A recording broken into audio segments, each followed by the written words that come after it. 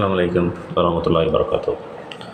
ഇന്ന് ഈ വീഡിയോ ചെയ്യുന്നതിൻ്റെ ഉദ്ദേശം കഴിഞ്ഞ 12-ാം തീയതി, അതായത് 12/1/2024 വെള്ളിയാഴ്ച ക്ലബ് ഹൗസിൽ നടന്ന ഒരു സംവാദം, മുസ്ലിങ്ങളുടെ പക്ഷത്തു നിന്നും ക്രിസ്ത്യൻ്റെ പക്ഷത്തു നിന്നും അപ്പോളജറ്റുകൾ എന്ന് പറയുന്ന ഒരു പറ്റം ആളുകൾ ക്ലബ് ഹൗസിലൊക്കെ സ്ഥിരമായിട്ട് റൂമിടുന്നതും ട്രൂത്ത് ഫൈറ്റേഴ്സ് എന്നും TF എന്നും പറഞ്ഞ് എപ്പോഴും മറ്റു മതങ്ങളെ അവഹേളിച്ചും സംസ്കാരശൂന്യമായ സംസ്കാരം കൊണ്ടും അവരുടെ നിലവാരം കുറഞ്ഞ ആ പെരുമാറ്റങ്ങൾ കൊണ്ടൊക്കെ ക്ലബ് ഹൗസിൽ കുപ്രസിദ്ധി നേടിയ അപ്പോളജറ്റുകൾ എന്ന് പറയുന്ന ഒരു വിഭാഗക്കാരുമായിട്ട് നമ്മുടെ മുസ്ലിം സൈഡിൽ നിന്ന് ഫഹദ്, നവാസ്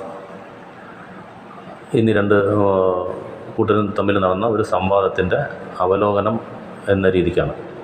ഇതിൽ അവലോകനത്തിൻ്റെ ആദ്യത്തെ ഭാഗത്ത് ആ സംവാദത്തെക്കുറിച്ചുള്ള പൊതുവായ ചില കാര്യങ്ങൾ നിരീക്ഷിച്ചതിന് ശേഷം അതിൽ അവർ സ്ഥിരം സാധാരണ മുസ്ലിങ്ങൾക്ക് അല്ലെങ്കിൽ ഇസ്ലാമിനെതിരായിട്ട് ഒരു അടിസ്ഥാനമില്ലാതെ പല വിമർശനങ്ങൾ വയ്ക്കാറുണ്ട്. അതുപോലെ ഈ സംവാദത്തിലും അവർ വയ്ക്കുന്നുണ്ട്.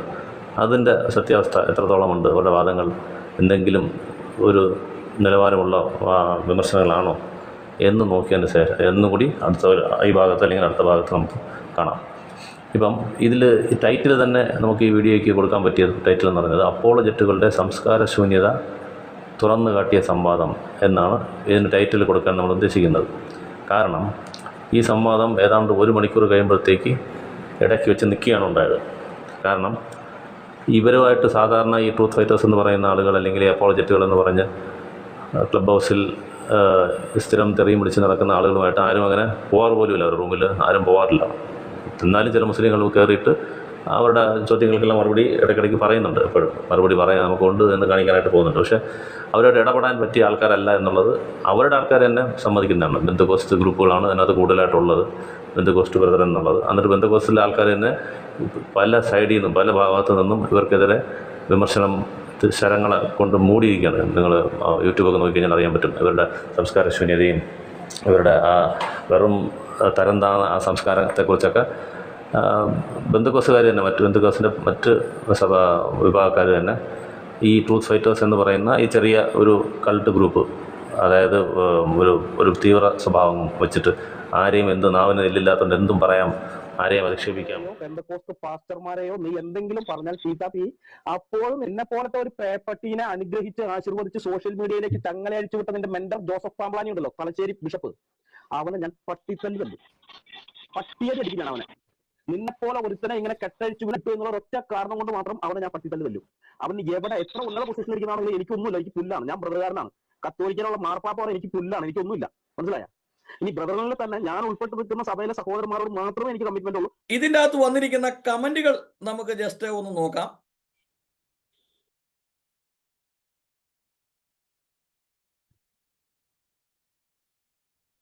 ബ്രദർ ആ കമന്റ്സ് കാണിക്കണോ? ഒന്ന് വായിച്ച് കേൾപ്പിക്കുന്നതല്ലായിരിക്കും ചിലപ്പം ആളുകൾ. അല്ല, അത് വായിക്കാം. നമുക്ക് വായിച്ചാൽ നമുക്ക് നാണമായി പോകും. അതുകൊണ്ട് വായിച്ചാൽ ശരിയാവില്ല. എന്നാലും വായിക്കാൻ പറ്റുന്ന സാമുവേൽ വർഗീസ് എന്ന് പറയുന്ന ഒരു സഹോദരനുണ്ട്.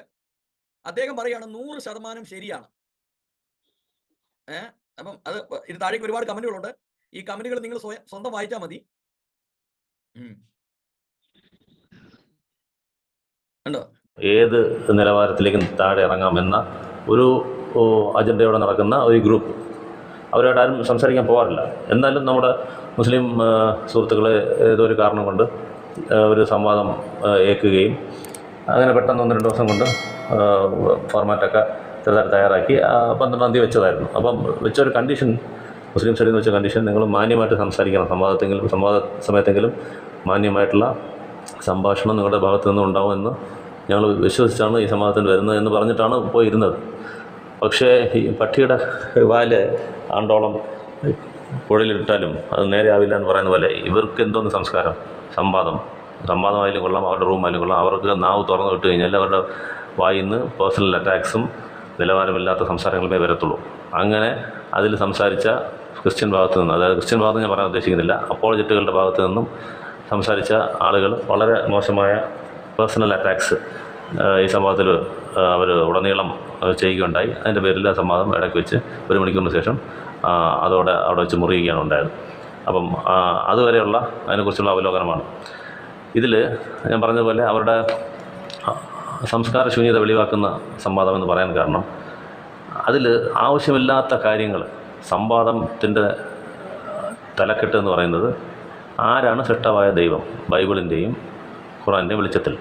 ഇതാണ് ആദ്യത്തെ 30 മിനിറ്റ് മുസ്ലിം സൈഡിൽ നിന്ന് വളരെ മാന്യമായിട്ടും വളരെ ഗഹനമായിട്ടും ബൈബിളിൽ എന്ത് പറഞ്ഞിട്ടുണ്ടെന്നും ഖുറാനിൽ എന്ത് പറഞ്ഞിട്ടുണ്ടെന്നുള്ള റെഫറൻസ് സഹിതം ഒരു പേഴ്സണൽ അറ്റാക്കും ഇല്ലാതെ അവരെ തരം താഴ്ത്താതെ സംസാരിച്ചിരിക്കുന്ന ആൾക്കാരെ തരം താഴ്ത്താതെ അവരുടെ കമ്മ്യൂണിറ്റി തരം താഴ്ത്താതെ അവരുടെ ദൈവത്തെ മോശമായ വാക്കുകൾ ഉപയോഗിക്കാതെ എന്തുണ്ടോ അത് നേരെ പറയുക എന്നുള്ള ഒരു രീതിയിൽ വളരെ മാന്യമായിട്ട് ആദ്യത്തെ 30 മിനിറ്റ് അവർ സംസാരിച്ചു.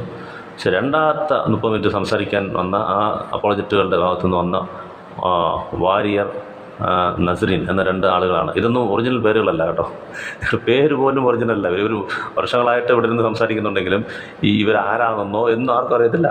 കള്ള പേരിലും വെച്ചിട്ട് വാരിയർ, നസ്രീൻ എന്ന് പറഞ്ഞാൽ ആരാണെന്നോ ആർക്കും അറിയത്തില്ല. അങ്ങനെയുള്ളവർക്ക് എന്തും പറയാൻ പറ്റും. അതുകൊണ്ടാണ് അവർ ഇത്രയും മോശമായിട്ട് സംസാരിക്കുന്ന കാരണം എന്ന് വെച്ചാൽ അവരുടെ ഐഡൻറ്റിറ്റി മറച്ചു വെച്ചിരിക്കുകയാണ്. അപ്പം ആർക്കും എന്തും പറയാം. അപ്പോൾ ഞാൻ ആരാന്ന് പറഞ്ഞിട്ടുണ്ടെങ്കിൽ ഞാൻ എന്ത് ചെറിയ എനിക്ക് വിളിക്കാം, എനിക്ക് എൻ്റെ നാട്ടുകാരോ ആരും അറിയുന്നില്ലല്ലോ.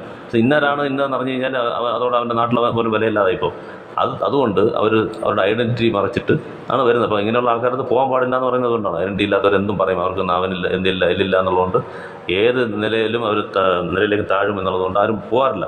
ശരിയെന്ന് പറഞ്ഞാൽ നമ്മുടെ ആൾക്കാർ പോയെന്നേ ഉള്ളൂ. അപ്പോൾ ഈ വാരിയർ എന്തൊക്കെ പേര് വെച്ചുകൊണ്ട് വരുന്ന ഈ അപ്പോളജറ്റ് ട്രൂത്ത് ഫൈറ്റേഴ്സിൻ്റെ മുഖ്യ കക്ഷികളെ സംവാദം തുടങ്ങുകയും പതിവ് പോലെ മോശമായ ചില വാക്കുകൾ പറയാം. അപ്പം അവർ അള്ളാഹു ദൈവം അല്ല എന്നുണ്ടെങ്കിൽ അതിൻ്റെ ഇന്ന വചനം ശരിയല്ല, ഇന്ന വചനം കൊണ്ട് ആകേണ്ട ഇത് ചട്ടാവായ ദൈവമല്ല എന്ന് വേണം പറയാം. പക്ഷേ ഇവർ എവിടെയൊക്കെ അള്ളാഹു എന്ന് വരുന്നു അവിടെ എല്ലാം ഒരു വിശേഷണം ഇവർ തന്നെ ചേർക്കുകയാണ്. ബോധമില്ലാത്ത അള്ളാഹു, ബുദ്ധിയില്ലാത്ത മുസ്ലിങ്ങൾ, ഇങ്ങനെ എഴുതി വെച്ച് ഓൾറെഡി പ്രിപ്പയർ ചെയ്ത് അവഹേളിക്കാൻ തന്നെ പ്ലാൻ ചെയ്ത് വന്നിട്ട് എഴുതി വെച്ച വിശേഷണങ്ങളോട് അങ്ങനെ തന്നെ പറയണം. അറബി ദേവൻ, ഇത് നിങ്ങൾ അറബി ദേവനാണെങ്കിൽ അറബി ദേവനെ തെളിയിക്കണം. കണ്ട ഇന്ന വചനം കൊണ്ട് ഇതൊരു ഗോത്രദൈവമാണ്, അങ്ങനെയാണ് പറയേണ്ടത്. അല്ല ഓരോ വാക്കിലും അറബി ദേവൻ, ബോധമില്ലാത്ത അള്ളാഹു, ബുദ്ധിയില്ലാത്ത മുസ്ലിങ്ങൾ, ഇങ്ങനെ കുറേ ഉള്ള മോശമായ അധിക്ഷേപങ്ങൾ. ഇത് കണ്ടതോടെയാണ് നമ്മുടെ ആൾക്കാർ ഇത് ഇങ്ങനെ വെച്ചുകൊണ്ടിരുന്ന ഇവർ സംവാദം മുഴുവൻ ഇങ്ങനെ തന്നെ പറഞ്ഞുകൊണ്ടിരിക്കും എന്നുള്ളതുകൊണ്ട് അവരെ അതോടെ അതിനകത്ത് നിർത്തി ഇടയ്ക്ക് വെച്ചിട്ട് ഇത് ശരിയല്ല എന്ന ഒരു ഇതോടുകൂടിയാണ് അവർ ആ സംവാദം നിർത്തിപ്പോരുന്നത്. പിന്നെ സംവാദത്തിൽ ബന്ധമില്ലാത്ത കാര്യങ്ങൾ, ഇപ്പോൾ സാക്ഷി എന്ന് പറഞ്ഞ ഏതോ ഒരു ഗ്രൂപ്പുണ്ടെന്ന്, അവരും മക്ബൂൽ സംവാദം നടന്നില്ലെന്നോ അങ്ങനെയൊക്കെ ആ കാര്യങ്ങളൊക്കെ ഇതിനകത്ത് കൊണ്ടുവരികയും അത് നടക്കാത്ത തനി സബ്ജക്റ്റാണ്. എന്തുകൊണ്ടാണ് നടക്കാത്തത് എന്നുള്ളതെല്ലാം സെപ്പറേറ്റ് അവർ വീഡിയോകൾ ഇട്ടിട്ടുണ്ട്. ഇവരാവശ്യമില്ലാതെ ഇവർക്ക് സംവാദം നടത്തണമെന്നൊന്നുമില്ല. വലിയ നല്ല ആൾക്കാരുമായിട്ടൊന്ന് ഏറ്റുമുട്ടും, ഞങ്ങൾ സംവാദത്തിന് വെല്ലുവിളിച്ചെന്ന് പറയും. എന്നിട്ട് ഒരിക്കലും നമുക്ക് കേൾക്കാൻ പറ്റാത്ത, മുസ്ലിങ്ങൾക്ക് സ്വീകരിക്കാൻ പറ്റാത്ത ഇല്ലാത്ത ബുക്കുകളൊക്കെ പ്രമാണങ്ങളാണെന്ന് സ്വീകരിക്കാൻ പറയും. എന്നിട്ട് പറയാൻ വരുന്നില്ല എന്നുള്ളത്. അവരുടെ കമാൻഡ്സിൽ നമ്മൾ നിൽക്കണം. അവരെന്ത് പറഞ്ഞാലും നമ്മൾ ഓക്കെ പറയണം. അങ്ങനെ ഒരു സംവാദം അങ്ങനെ ഭീഷണിപ്പെടുത്തിയ ഏത് സംവാദമാണ് എൻ്റെ പേര്. നമ്മുടെ സൈഡ് നമ്മളാണ് പറയേണ്ടത് നമുക്ക് എന്താണ് പ്രമാണം എന്നുള്ളത്. ഇപ്പോൾ ഇത് അവരാണ് പറയേണ്ടത്.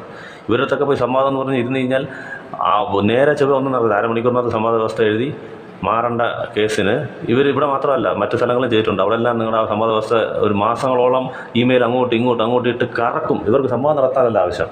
വലിയ ഫേമസായ ആൾക്കാരായിട്ട് മുട്ടിയിട്ട് ഇവരൊന്ന് ഫേമസ് ആവണം. ഞങ്ങൾ പോയി കണ്ടു, ഞങ്ങൾ പോയി അവരെ സംവാദം വിളിച്ചവർ വന്നില്ല.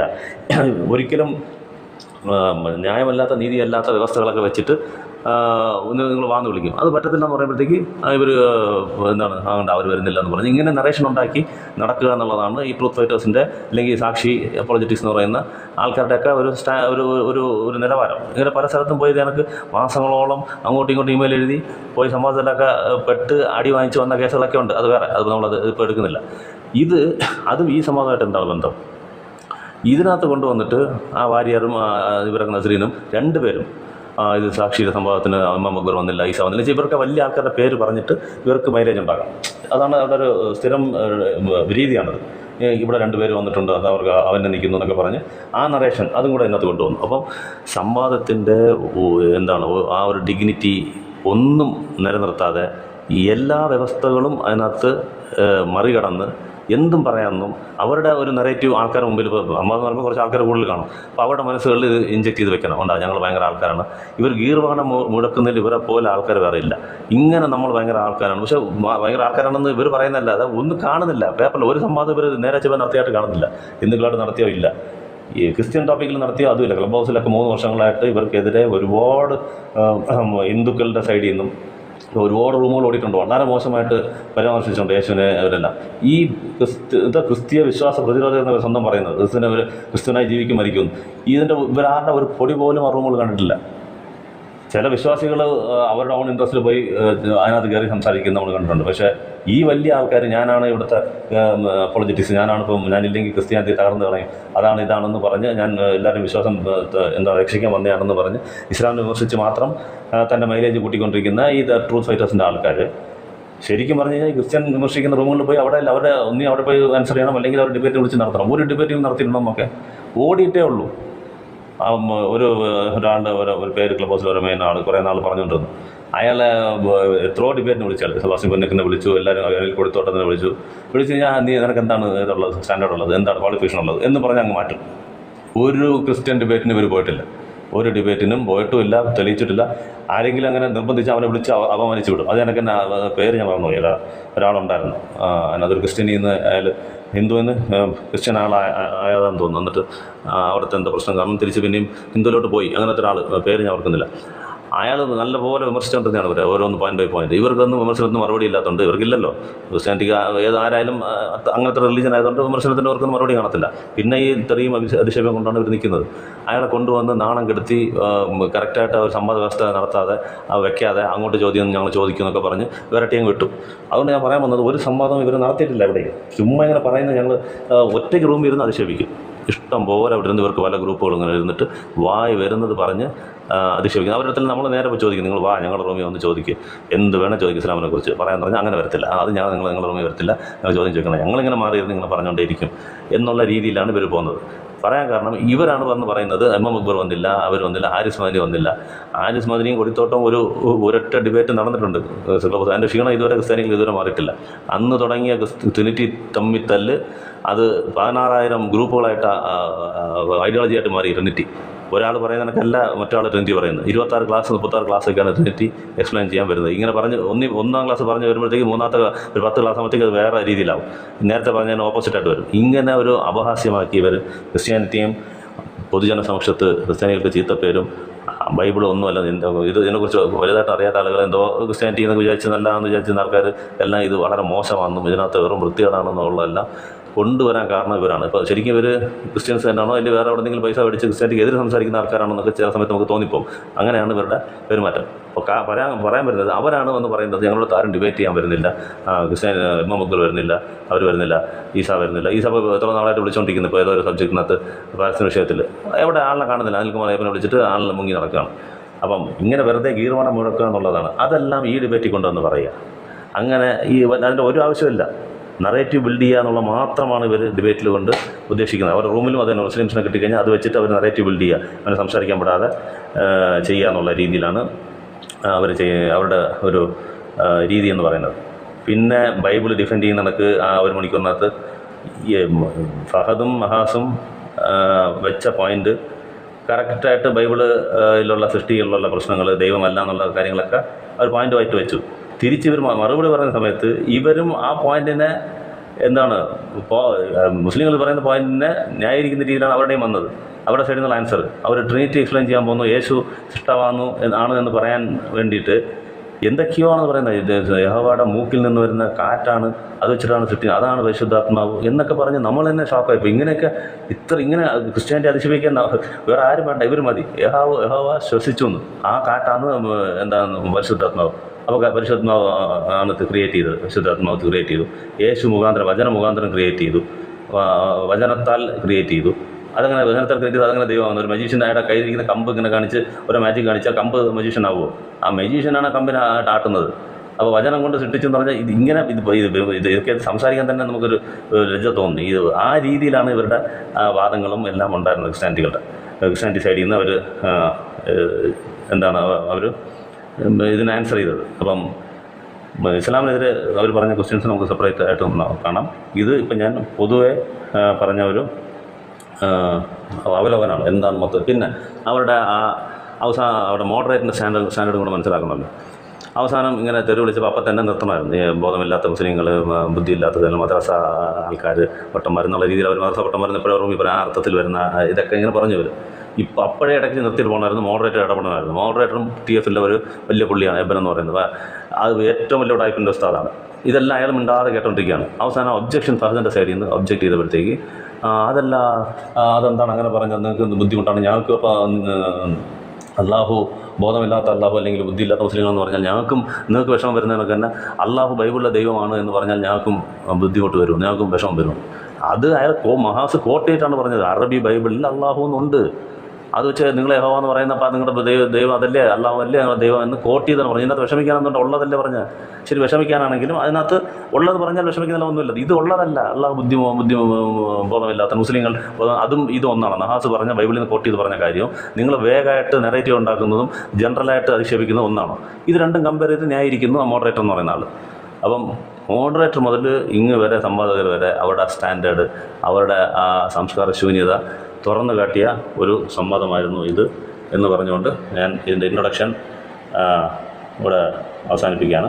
ഇനി അവർ എടുത്തു വെച്ച വാദങ്ങൾ എന്തൊക്കെയാണെന്നുള്ളത് ഇൻഷാ അല്ലാഹ് നമുക്ക് അടുത്ത പാർട്ടിൽ കാണാം.